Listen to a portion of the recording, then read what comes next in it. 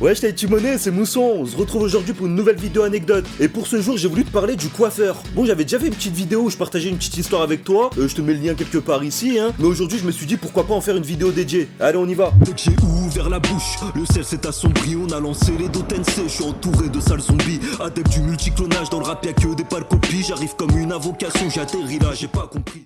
Comme d'habitude, je te resitue le contexte. Déjà, faut savoir que quand tu commences à taper des dégradés, frère, ça devient une addiction, c'est comme la clope. Moi, quand j'étais gamin, faut savoir que je partais jamais chez le coiffeur. J'avais une vieille coupe au bol, c'était ma mère qui la faisait au début. Quand j'ai un peu évolué, je partais chez le coiffeur, mais c'était tous les 6 mois pour refaire une coupe propre et pour la rentrée des classes. Mais quand j'ai connu les dégradés, mon pote, j'ai commencé à partir chez le coiffeur toutes les 2 semaines. Bon, ça a fait un peu mal au budget, mais après, tu vas me dire, c'est des coiffeurs de quartier à 10 € toutes les 2 semaines, ça va. La première fois que j'ai voulu faire un dégradé, alors que moi, de base, j'avais les cheveux, tu vois, super lisses avec une coupe au bol, toute ma famille était en deuil, ils voulaient pas que je rase mes cheveux, t'as vu. Mais moi j'en avais marre, il y avait tous ceux de mon quartier, ils sortaient BG avec une belle coupe, et moi je sortais avec les cheveux qui traînaient devant les yeux comme ça éclatés. Donc ouais, j'ai dû faire la révolution à un moment. J'ai décidé de tout raser à la fin du collège, mais ça je t'en ferai une vidéo complète dans les semaines qui arrivent. Dans mon évolution, si t'as bien suivi, je suis passé de la coupe au bol de ma mère, derrière au coiffeur qui te faisait 40 balles la coupe avec des petits soins et tout tranquille, tous les 6 mois voire tous les ans, et ensuite je suis passé par les petits blédards de coiffeur à 10 € qui t'épluchent la peau plus qu'autre chose. Mais revenons à nos moussons, on est d'accord que les coiffeurs de quartier, c'est une secte un peu, hein, frère. Moi, en les côtoyant, j'ai vu des choses, j'ai été agréablement déçu. Je sais pas si ça se dit. J'ai vu que chez ce type de coiffeur, on était dans des zones de non-lieu, de non-droit. T'as vu, tu pouvais faire ce que tu veux là-bas. Déjà, tu débarques là-bas, peu importe l'heure, le jour, qu'il fasse nuit, qu'il pleuve, qu'il neige, on s'en pète à rein, c'est blindé sa mère. Dans ce cadre-là, t'en as, ils ont un sacré toupet. Je t'explique tout ça dans la première anecdote. T'as vu, faut savoir que je pars chez le coiffeur toutes les 2 semaines et j'y vais le dimanche, tôt le matin. Donc ça veut dire un dimanche, frère, la journée la plus calme du monde. Je me réveille à 8h du matin pour partir chez le coiffeur, pour esquiver toute la nouvelle ère de la piraterie et me couper en premier. Mais t'en as tranquille, il fait bon vivre, il débarque à 10-11 heures quand c'est blindé de monde et ils sont là en train de négocier avec le coiffeur de loin. Il les regarde en mode, il leur fait des petits gestes.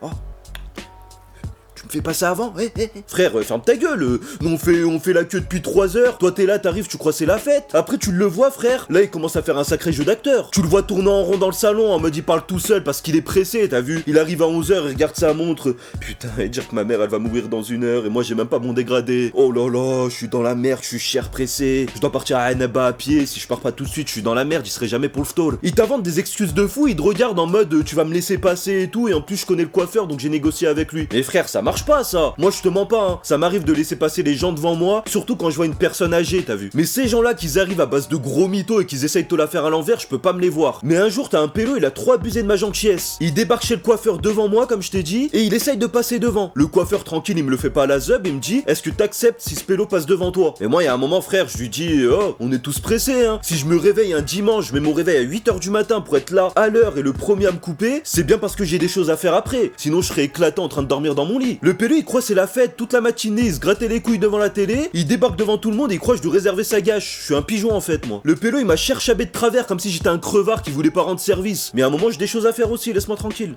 Si t'es encore là à ce stade de la vidéo, comme d'habitude, je t'invite à liker, à partager, à donner ton avis en commentaire et on passe à la suite. On a tous connu dans notre vie le pélo qui vient d'ouvrir son salon de coiffure et qui met en place des cartes fidélité. En mode, à chaque fois que tu t'es coupé une fois, et ben il met un tampon sur la carte et au bout de 10 tampons, t'as le droit à une coupe gratuite. Mais bizarrement, à chaque fois que t'atteins les 10 coupes, et ben il te la fait à l'envers et il te dit non, l'offre elle est plus d'actualité. Mais frérot, tu mets en place une carte fidélité où tu dois te couper 10 fois. Frère, 10 fois ça représente, je sais pas, peut-être 1 an, 2 ans de coupe. La carte fidélité, faut la laisser valable 2 ans minimum, tu vois, pour que je puisse avoir au moins une fois ma coupe gratis. Mais lui, non, pour lui elle dure que 2 mois, mais je sais pas comment tu veux te couper 10 fois en 2 mois, explique-moi. Ouais, voilà, on connaît, c'est une carotte, je tenais à vous le dire. Justement, par rapport à ça, il y a un gamin, il m'a cher fait de la peine. Il avait rempli l'ensemble de sa carte fidélité et donc il venait pour sa coupe gratuite. Et dès qu'il est rentré, il était cher joyeux, on aurait dit Chris dans Tout le monde déteste Chris quand il sort avec son nouveau survêtement. Pour ceux qui ont la rêve, c'est pour vous, pour ceux qui l'ont pas, bah désolé, ou je vous mettrai un petit extrait peut-être. Il était au top de sa vie. Il rentre et il chuchotait à tout le monde, ma coupe gratuite, moi je viens là, je me coupe gratuit, moi je me coupe gratuit. Et ouais, toi tu vas payer? Bah moi je me coupe gratuit, t'as vu?